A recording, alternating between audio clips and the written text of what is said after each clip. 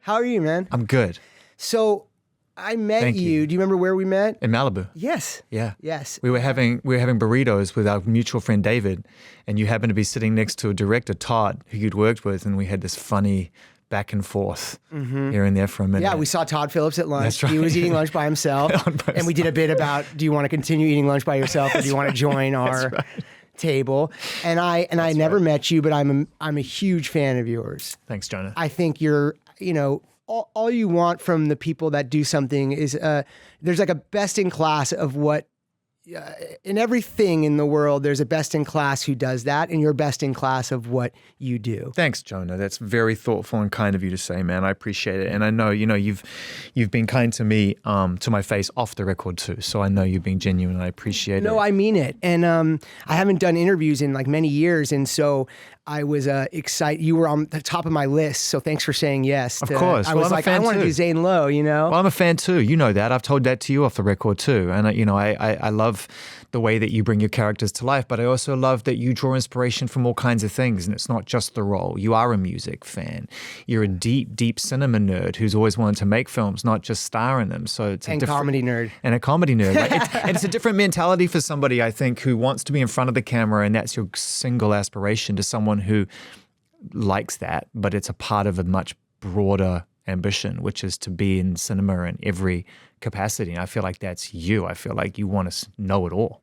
It's all become one thing, and I think that's kind of what the past 10 years have been like for me, and more specifically the last 5 years where you haven't really seen me. Yeah. I was building a life and a company called Strong Baby to produce our own films, and now I have 2 films coming out that I directed 3 months apart. First one being Outcome, which we're here to talk about today. But we produced Overcompensating, Benny Skinner Show on Amazon, and getting to put other voices out there. My best friend, Matt, who's over there, Matt Dines, we started Strong Baby together with Ali Goodwin, and we've been friends since preschool. Yeah.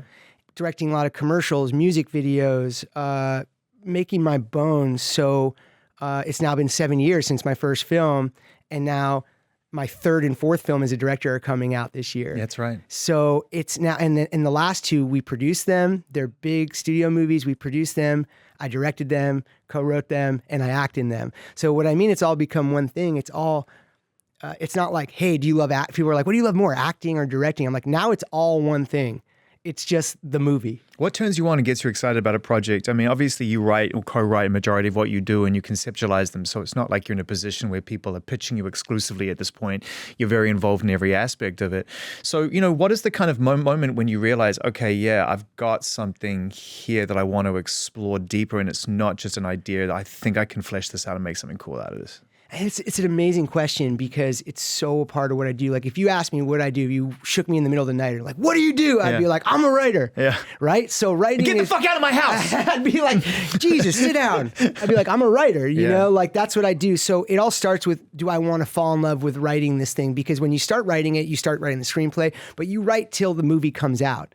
You're writing ADR jokes, you're writing new things, you're rewriting score as part of the characters, like all the things is writing. So everything is writing. So what it is after mid-90s came out, I was so lucky, like people liked it, and really like kind of the people that the decision makers liked it. So I kind of I wanted to be like, shit, okay, should I direct like a Marvel movie? Like, what am I going to do?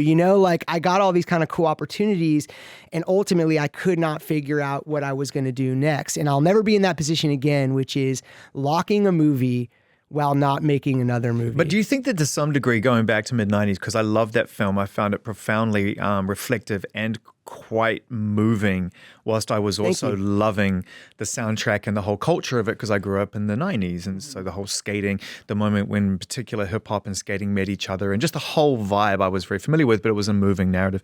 Did you find that like the idea of not being prepared to do your next thing, really, and to some degree, just to kind of put a bit of grace in the equation, is because that was kind of the closest thing to your life story up to that point? So, you're sort of at that point, it's like, well, I've got to kind of start again because I just told a big part of my childhood on camera. Like mid-90s was not my exact life, but it was very personal in fact about like a lot of my friends' lives and things I saw, and really just about what it was like to be a grom at the skate shop and make your way up through the animal kingdom of like being the lowest on the totem pole to acceptance and all these things, and the guys you look up to being more flawed when you look back on it than they were at the time, than you did at the time, etc. But yeah, it's often what a band does. A lot of my friends who are musicians, and why I wanted to talk to you the most, because I love when you making a movie or directing a movie is like making an album. Yep. You know, acting in movies like kind of like having a guest song on an album.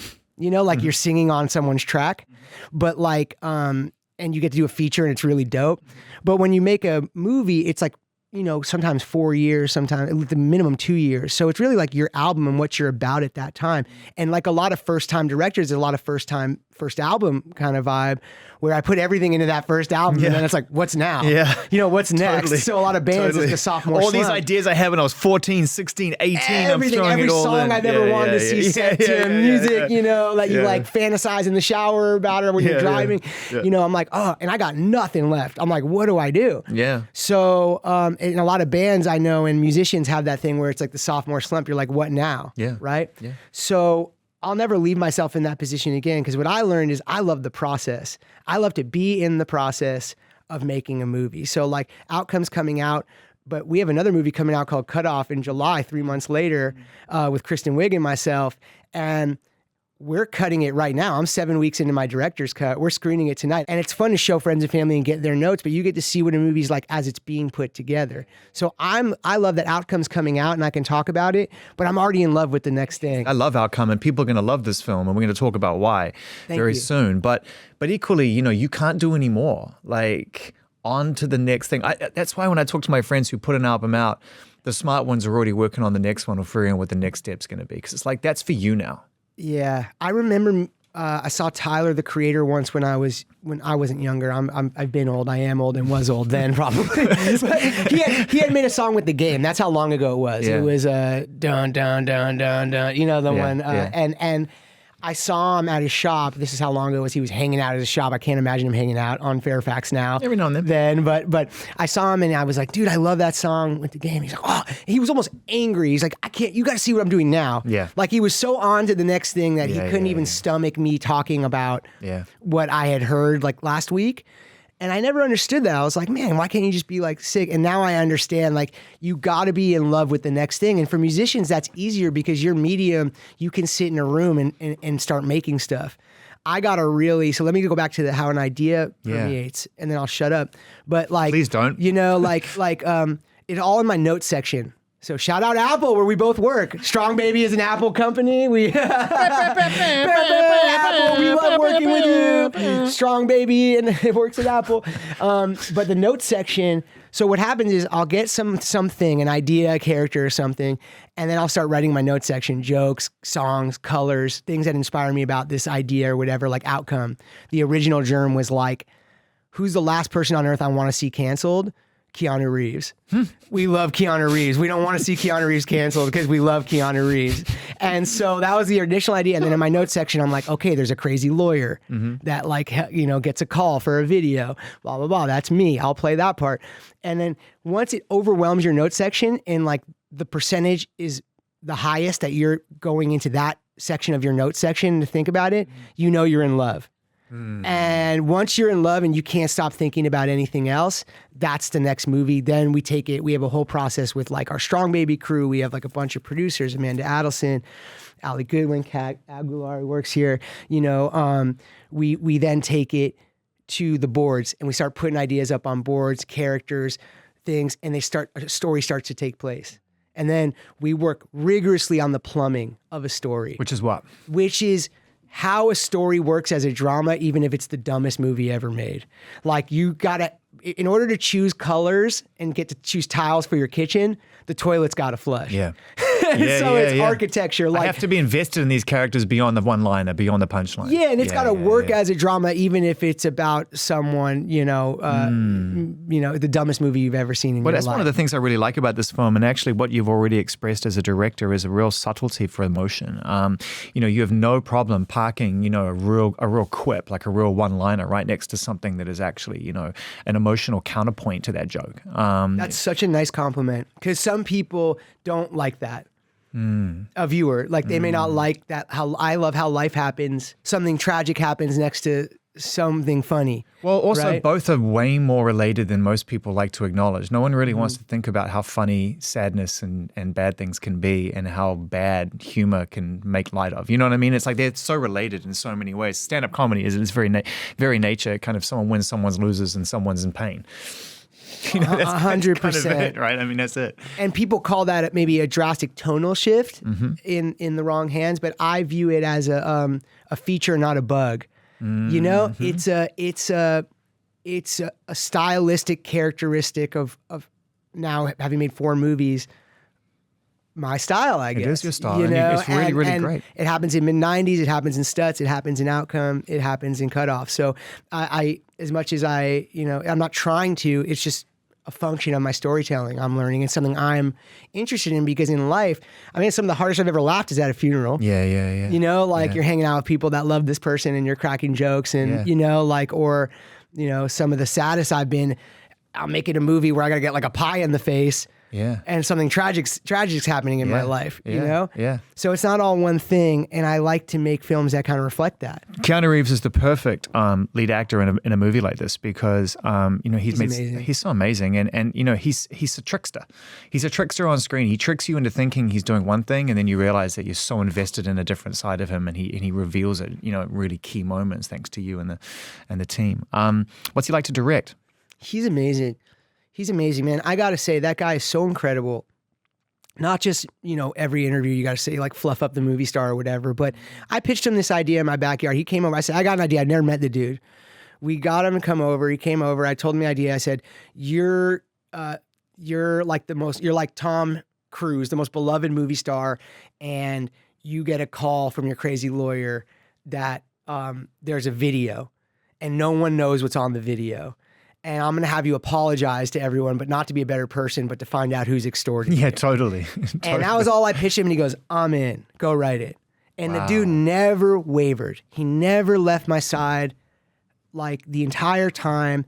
He was the most prepared, the most down for the character I've ever experienced. You know, he's so dedicated. And I'm obsessed with, like, Keanu, all the Keanus, you know, like, but most, you know, like, my nephews are like, oh, sick, John Wick's in this movie, like, you know, and I'm like, you know, I've seen him do My Own Private Idaho, or really where I wanted to do this with him was, like, you know, a big influence on this movie is, like, Adaptation by friend and mentor Spike Jonze, and one of the greatest dudes ever. But, you know, Nick Cage's performance in Adaptation is a guy who's just so unhinged. You can't get a gauge on him emotionally. That's right. Right. And I wanted to see Keanu do that, but I had no, you know, there's not a lot of proof that he could do that, but that's what made it exciting to me. But then I thought of Parenthood, which is one of the best movies ever, this Ron Howard film. And there's a scene where he goes off on Martha Plimpton, and he's so emotionally off, and he's kind of yelling at them, and I'm like, I never seen that Keanu. I'm like, who's that guy? Let's pull some of that guy out. Yeah, I mean, he exists in a real middle ground in terms of perception of him now between the movie star, the box office smasher, which you reflect in this character, but also this human being that has fought really hard for a life.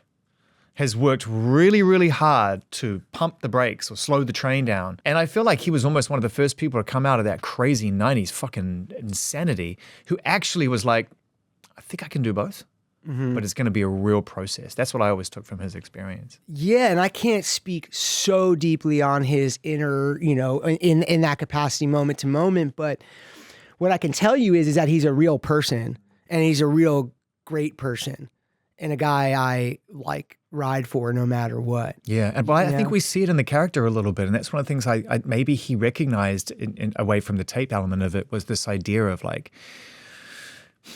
reform, trying to figure out who you are to yourself in the eyes of so many others. And by the way, it's not just on his shoulders. Everybody in the film is going through that to some capacity. Yeah, and I want to say it's funny because it's like, you know, I use the prism of a movie star, but the movie's about social media. Totally. Straight up. Totally. It's just about how I noticed my nephews felt the same anxiety I felt as a famous person by posting something and checking what people were saying about them. Yeah. And ultimately, it's about that because of social media, we give a shit more about what people we don't know think about us than the 3 people who we actually spend time around. That's right. And that's why I love the movie, because I think it really works on that level. You know? Yeah, it speaks to society and how we function or don't, as the case may be, with all of these tools at our disposal now and the distractions that we have. But there was also, like, at the heart of it, there is a redemption story, a story about somebody who has to come to terms with the decisions that they made, the path that they were either set upon, that ultimately took control over, but not accountability for. And at the end, there's a beautiful moment, not to give too much away, where it finally... It's hard not to give away the ending of this movie, I've realized in interviews. Yeah, but I mean, there is a beautiful accountability that comes to the surface here. And I wonder what that was like to shoot, you know, to get to a point where there was resolution. It was a great time. Yeah. Matt and I were like, yo, we did it, dude. We were like dreaming about making movies, and now we're the producer of this movie, and Keanu Reeves and Cameron Diaz are here. But then the emotions of the movie, it was meant to be more of a laugh out loud, like slapstick comedy. It totally and it has that, but I can't help myself. Like, I just can't help myself. I guess I'm an emotional dude, and I think the emotion just, it was important. It became important to follow how emotional the movie was getting. And not... Did that surprise you? Did it surprise you as you were shooting? It did surprise me, but we went to dinner, you know, we were lucky. Martin Scorsese's in the movie. We're going to get to that. He's incredible in the movie. So good. And heartbreaking. And we went to dinner with him like kind of a week before we started. And he said, just listen to the movie. Just make sure you listen to it. Make sure you listen to what it's saying to you. You know, don't like wrestle it into like what you need it, you think it needs to be. Be present. Yeah, because I was like, damn, the movie's not funny enough. The movie's not funny enough. And I was like, and Apple was like, we love it. That's why I love Apple, man. They love that it was going in an emotional direction. They were like, we're happier that it's moving on a human level than it is just joke for joke, right? That's why I love working with them. They were superb partners on an artistic level, like beyond what I've ever experienced. And shout out Zach and Jamie and Lowe and Dentler and all those guys and girls and Ann. And, you know, like, the movie did surprise me. You know, I'm a comedian, so like I tend to write jokes and then have to deal with what those jokes mean. So I like to say things and have things be jokes, but then what I love as myself is it's now seeping its way into my movies and art is you go, all right, well, speak on it. What did that actually mean? Why did you make that joke? Yeah. And a lot of the movie is, what does an apology mean? And how performative apologies can be. That's and right. are apologies for the person apologizing? That's or are right. they for the person getting apologized to? I really think about why I'm apologizing to someone if I apologize to him. And this movie really helped me with that. Because this line just came out of me where Marty goes, can I ask you something, Reef? What are you sorry for? Yeah, it's a great line. line. And it changed the whole movie because it was the first amends we shot. And then so like you then go on and on throughout the movie and I go, wow, like, why did I write that? What did that mean? Yeah, you are a songwriter. That's what songwriters do. I mean, they put things down. They have an inner voice that's searching for an outer vehicle, and you find it, and then you learn something about yourself in the process. And I want to talk a little bit about the learning of it. But just while we're talking about Martin Scorsese, you gave him some real lines, man. I mean, there's a line in there, I'm the guy you leave if I do my job right, is one of the all-time great lines about the journey in life, the people you leave behind in order to fulfill your ambition. Thank you. And it's a really beautiful, thank you. I'm proud of that. It's a really beautiful line. And it also really kind of stops you in your tracks and makes you think about, like, did I always give credit where it was due, or was I too busy focusing on the next thing, thinking everyone would be happy for me? It's a real accountability line at a moment when you probably should be just focused on winning. But at what cost? Yeah, I think that's the social media thing. Are you thinking about everybody ever? But you can't. That's the thing. And I think in your 20, for Reef's, Keanu's character's perspective, Reef, when you're a kid or a teenager in your 20s, you're like, that's the carrot. I'm running towards the fucking carrot. Yeah. Yeah. And then you look back and you go, shit, I didn't appreciate that person. What that scene's really about, though, less from a careerist perspective is, it's sad from Red's perspective, Marty's character, it's really sad because he has to know that if he does well, these people will leave him. Yeah. Right? Yeah. But what he says is just, I wish you would just call and say hi. And then you don't want to give it up. But the thing is, that's about like calling my dad. That's about calling like Stutz or these older OGs that I look up to that, aren't going to be around forever. It is the stinger in the tail if you're lucky enough to mature in life, come out of your own fog of delusion and ambition and goals, and you actually take a little stock. I do think the stinger is the time that you didn't take to check in on the ones who supported you unconditionally. That's definitely stung me. I've had moments in my life where I really have had to like take a good long look at myself and gone like, you could have called a couple more times or given a shit. Yeah. It's a tough one. It is. It is the sacrifice.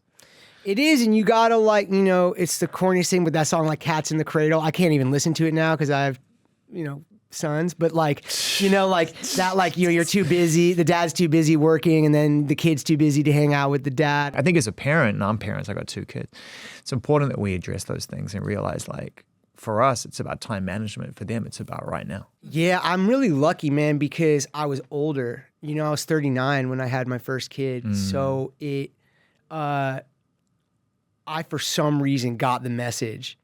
That's amazing. The thing. You will never regret a second spent with this dude. Yeah. Yeah. And so I'm blessed that we work so hard on these movies and we are allowed to just have that be our job. Yeah. That's the goal of life, that we get to making these movies. That is just our job. Yeah. So it's that.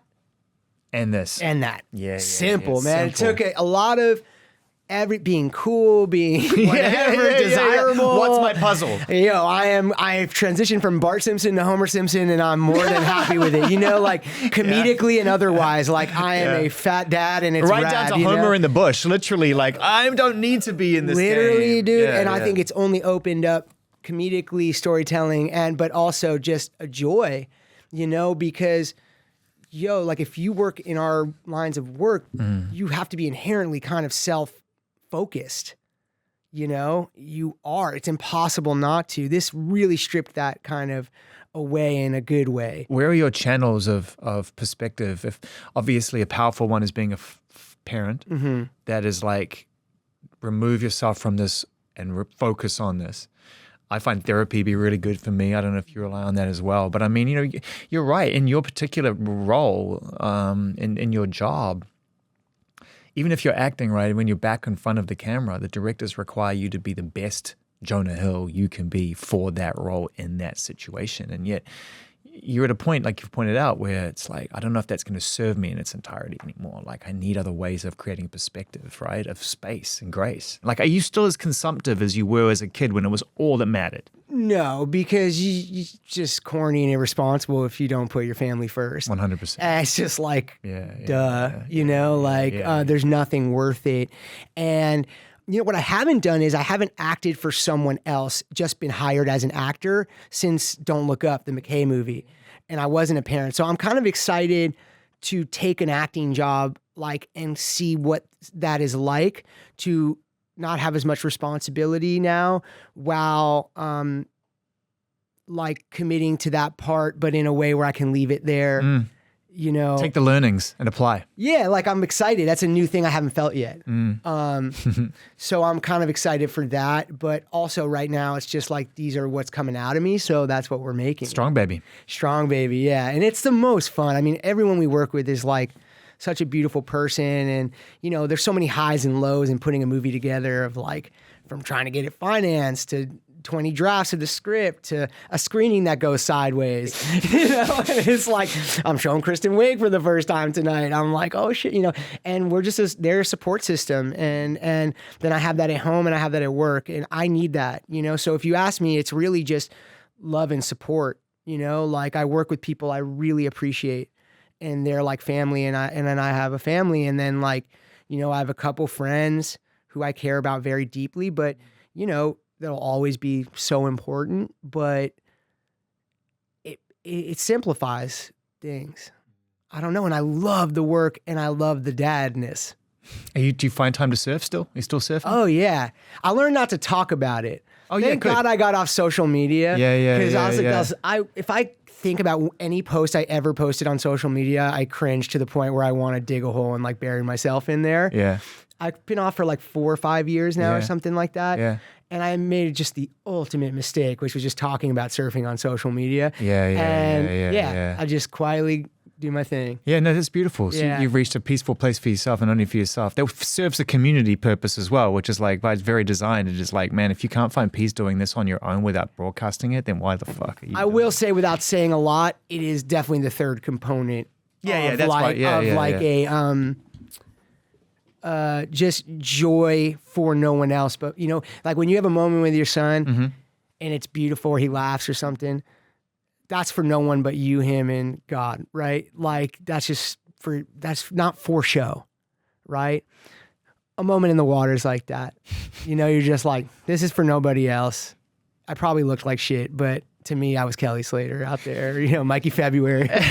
What's it like sort of developing a script and making a film that really throws a very bright spotlight on social media and the impact it can have on everybody, from the day-to-day human being who's moving things around to the person everyone wants to see and talk about, when you haven't actually been on social media for the last 4 years? I mean, how did that kind of adjust your perspective as a writer, sort of having some distance from it and not being in it? I don't see what's cool. So I create from a place of what's bringing me creative joy. Clearly, because my coolest years were 4 years ago. And so if you'd been on social media the last 4 years, you wouldn't be sitting here right now having a conversation with me. I left off where you were the king. Imagine if you started, I'd be like, Jonah, I really appreciate you taking a shot on me. Oh, man, I love that. It's been 4 years since anyone has... No, nothing crosses my desk. So if a big... You know, I'll read the news, but like, you know, I don't know shit about what's cool. So what I'm doing is I'm creating, and I don't know shit about, like, you know, keeping up with the Joneses. I don't live my life and of like, should I be doing this? Should I be doing that? Yeah. What I'm obsessed with is what I need to be doing. And so I'm not like, is this what's popping right now? The truth in something being moving or funny is always popping. You don't have to like chase it. And that's where I want to create from. I don't want to be influenced by fear of what everyone else is doing. I want to just see what gets me going. And I trust myself now as a 42-year-old, having done work for 4 years, to say, okay, this is my turn to create. I'm now the guy I wanted to be. I always was like at the test screenings as a Grom, being in the movies with Judd and Seth and them, going I can't wait till I'm like the guy making movies. And it's like, right now is my turn. Why? Not because I think I'm cool, but because they're allowing me to make it. So if you get to make it, it's your turn. And I relish that. I really take a joy in that. It must be great for someone like Marty as well. And I can say that because I've interviewed him. I've spoken to Marty. I spent some time. It was a great interview. Thanks, man. We had dinner with him that night.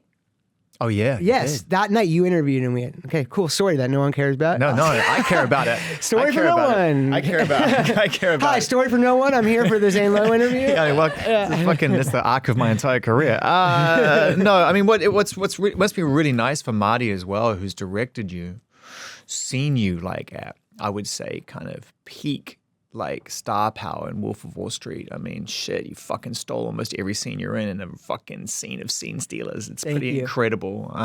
And I appreciate you acknowledging that, because it is like an undeniable fucking role that you played. He's seen you, he's directed you he's seen you do that. You know, you carry on trying to chase those roles down, you can spiral off into space. We've seen it happen before. For you to take a step back and start to build something that he's built, when he saw you and caught up with you again and you went and met with him and talked about this role, there must have been a moment without betraying trust where you could see in his eyes, or perhaps he acknowledged that, like, this is great. Like, where you are landing with this production company, with making these films top to bottom, bringing me in, directing me. I mean, that's what people like Martin Scorsese live for, isn't it? To see people get it. He's just the most beautiful guy. You know, he's just the best. He's just true to himself, never full of shit. You know, obviously the GOAT, you know, like you go back and forth. If you're lucky enough to have a friendship with him, which I can say I do, is you do go back and forth from him becoming your friend to going, this is the guy who made Goodfellas, you know, like you can't not. And that's part of the friendship. I have people like that in my life. That's okay. And it's okay that that's part of the friendship, you know, because he knows he should have that reverence from a young person who wants to do what he does. But I'll share a story that felt good, okay, which was, so I haven't done these interviews, and the 3 interviews I'm doing for this movie are this and Rick Rubin and then Interview Magazine. And they said, who do you want to interview you for Interview Magazine? And my publicist Liz said, let's ask Marty. And I was shy. I didn't want to I don't like putting people in the position to have to say no to whatever. I mean, we had shot the movie. He was in the movie. He hadn't seen it yet, but he had heard secondhand. He really is unbelievable in the movie. I'm not just saying, he really is incredible in the movie, and moving and funny. I can say that without, just truthfully, his work is beautiful, and he hadn't seen it yet, and I didn't want to ask him, and me and him share a manager, Rick Red Yorn. Love Rick. Yeah, Rick's the man. I love Rick. We all love Rick. We all work for Rick in some capacity. Rick, of course, made it happen because he's Rick, and I felt awkward because it's Interview Magazine. It's him interviewing me. He was seeing the movie like you saw it last night, like the night or two before we just finished it, and I felt awkward because I was like, shit. If he does, he said yes. If he doesn't like it, he's going to give these remarks about it that are so obvious where he's trying to be nice because he likes me, but he didn't like the movie, Johnny, you're in your head on this. Well, just, in certain circumstances, you can't not be. I won't beat myself up for that. It's not like every interaction is like that. I'm like, it's your film. He's a director. He's a hero. It means a lot. It's high stakes emotions. And then and right away, he started talking about the movie, and I'll just say in a broad blanket statement that he just seemed to love the movie. And the compliments he gave and the things he said about the movie are exactly what I would pray he would notice and compliment. And he kept saying he was proud of me. And I was like, it's one thing, actors that become directors or, it's a cliche. They suck. They have star power and they can convince their friends to do things, and and he's seen all my movies and to this point, and he's like, what a crazy jump from mid-90s in Stutz to this, and he said he was genuinely proud of me multiple times, and I know Marty well enough to know that he wouldn't have done the interview. And I go, well, why did you do this interview if you hadn't seen it yet? What if you hated it? I asked him that, and he said, I read the script. Yeah. He's like, I knew what it was. Yeah.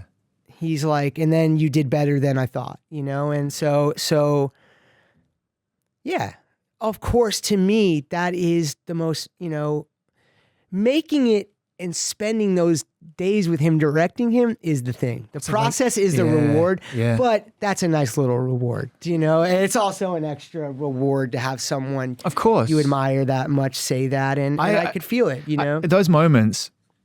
I save them. I save those kind of observations. I don't try to hide them with humility. I love them. When I'm having a tough day or I'm scared of doing something or whatever, I remember something somebody said. I'll probably something you said today. Or I'll be like, oh, fuck, but man, that time Jonah gave me real genuine love. I mean, you've already said it. Now it feels like a trade. Which is weird, and I don't want it But you are. No, but again, the more you say it, now I'm not believing it. I felt like I believed it more the first time. You gotta just know I mean it. You're great. Now you say, I mean it. Who says that and doesn't? Oh, I'm in my fucking... Who's the neurotic one now? Oh, dude, you don't have to tell me. Wow. My fucking God, are you kidding me? No, you're great. You're the Scorsese great. of interviews, man. There's some real on the nose shit here, which I thought was really interesting. For a film that's telling a story about how fucking acerbic and fractious the internet can be in opinion and all this sort of stuff. It's really like Ira's a shitty person, except when he's with his kid, where he's beautiful and amazing, and it's such an interesting little ray of light in an otherwise fucking shitty situation. But there's some pictures on the walls which are pretty on the nose. There's a moment we should say Ira, the character I play, is like a 65-year-old crisis lawyer. Like if you kill someone, his job and you're like Tom Hanks, you call Ira. Yeah, his job is to keep the money coming in, really. It's not even to save your life or save your freedom. It's just to keep the bucks coming in to some degree, Yeah, right? his job is to play the best chess to keep you able to keep your stature in earning money as an entertainer, I would say. You said something before which was really interesting, which is the idea of comedians make jokes and then deal with the consequences later. There are some of those in this film. There are some moments there's a Kanye West joke in there. Yeah. In my office, there's a big frame picture of Ye. Yeah. And meaning that he was a client of mine. Yeah. And then it's a joke we did visually. Yes. Which is, Ira brings Reef in when That's there's this right. video and we don't know what's on the video. And he brings him into his conference room. He's like, I got the fucking dream team in here. That's right. And he's got Laverne Cox, she plays Virginia, who's like this, for women's whose rights have been violated, would be a lawyer that is a public face of that. Then there's the Reverend. And then there's the Reverend Leandris. That's right. Played by the great Roy Wood Jr., who's incredible. That's right. And then there's Otsko, one of our favorite comedians who started the hashtag Stop Imitating Asian People. That's right. And they're all there as insurance in case the video Just portrays. because we don't know what's on it. We don't know what's on the video. Case. So That's it's right. like a safety net. And the whole time he's like, why is she here? I didn't. And we're like, we know, I know, we know. And I'm like, but if you did, you're going to want her here, you know? Really good, yeah. And he's like, he goes, and then Roy goes, I pray to God you didn't say the word on that video. And he's like, I would never. I know. We're like, I know, Bubby, I know. I was like, but if you did, you're gonna. He goes, if you did, we're gonna hold hands and walk through the fire together, my brother. And Roy was just incredible. And then there's a joke that goes, I say, where is the guy from the anti-Semitism community? Why isn't he here? And my assistant character says, oh, we did the research, and it turns out hating Jews doesn't hurt your career; it helps it. And it cuts to the picture of Kanye. That's right. Right.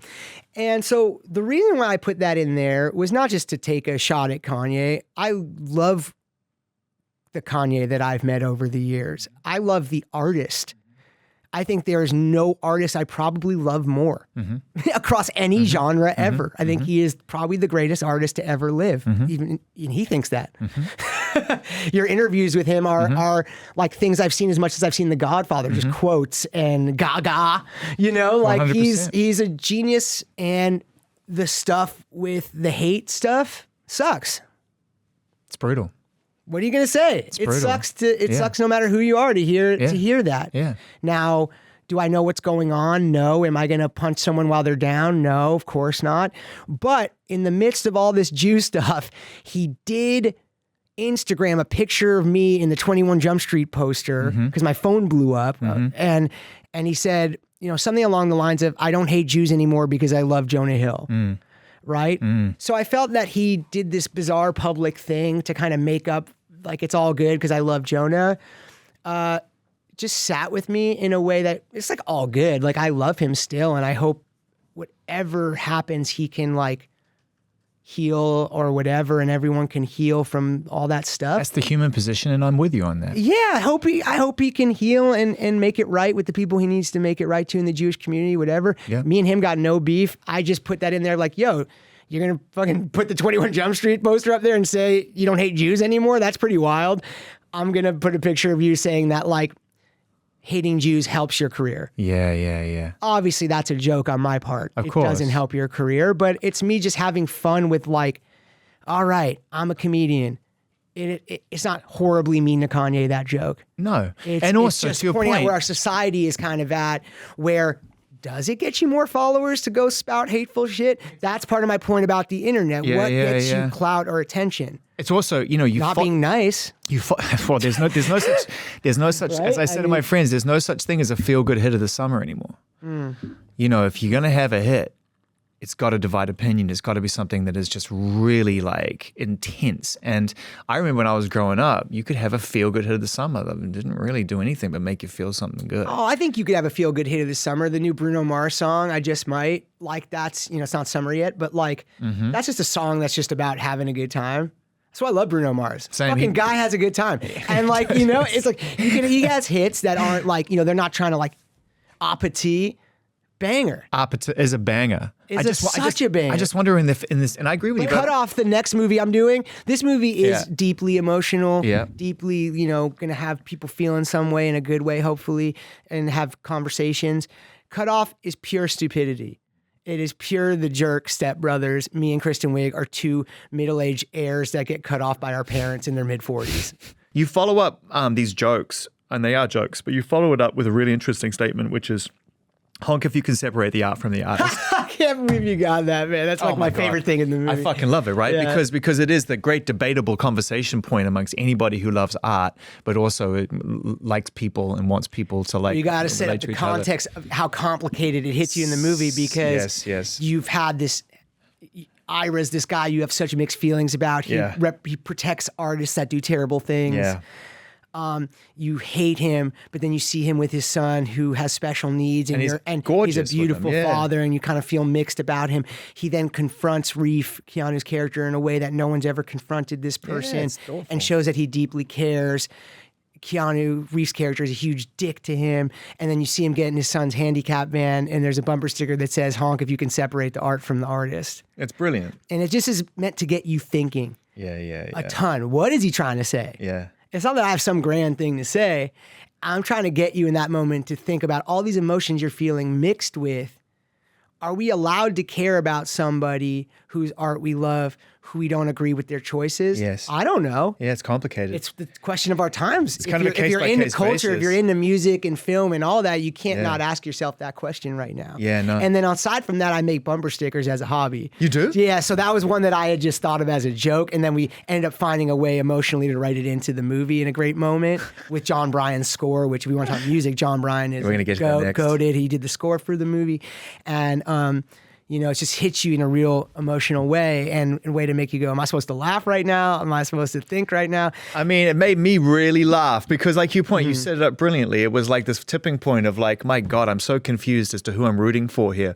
And at the end of the day, you just asked that question, the perfect this timing. Heavy question on a bumper sticker. I know, on a fucking bumper sticker. Are you going to manufacture bumper stickers with that on it? I mean, we want to start the Strong Baby Bumper Sticker Corporation, part of arm of our division. Do you make bumper stickers just because you come up with shit like that all the time? It's like writing jokes. So it's basically like writing a joke. Basically, I saw this one. Our costume designer had one that said "honk if you don't exist," and I thought that was she's hysterical. Natasha, she's the costume designer on this movie, did brilliant work. So I saw that in a car and I started cracking up, and then I was like, "Oh, that's a great joke writing exercise." Yeah. We had a great contest in the art department. The homie won. I got to look at his name because he won the contest. You did a contest on best bumper sticker at your. Well, not best bumper sticker. I wanted your mom spelled in the coexist font. You know those coexist fonts that like RD teachers have? Yeah. And I wanted your mom, Y-O-U-R mom, in the coexist font, and it's dope. He won the contest. I got it framed in my office, like the original. Fuck Strong Baby, man. You guys are like... We do shit like that, and it's fun. Like, we will release them with the movies. Like, I bet for this one, like, we would release the honk if you could separate the art from the artist. Yeah, do it. We try and do fun stuff like that. John Bryan, man, I love him. Last time I saw John, well, maybe not saw John, but last time we spoke on the record was around Mac's posthumous album that he That was an incredible interview. I saw that. Yeah, thanks, man. Incredible That was interview. Very emotional evening. And he's just a beautiful soul. Music runs through him. He has the most amazing ability to shapeshift into whatever you need if he feels it. What was the experience like working with someone like John? Yo, so I go to bed at 6 o'clock. I have like babies. At night? I go to like 7, whenever my son goes to sleep, right? So I literally go to bed then and wake up like mad early with him and watch, we call Blippy and Baba. Yeah. So we use a little Blippy and Baba. I remember by that. The way, How old's your son, by the way? I'm gonna say straight up, I have beef with one human being on this planet, and it's Blippy. Okay. Like, you could couch hands if I see any of the Blippies. There's been like 3 of them, but like, it is you true. ruined my life the past couple years. Any parents know what I'm talking about. Bluey, opposite.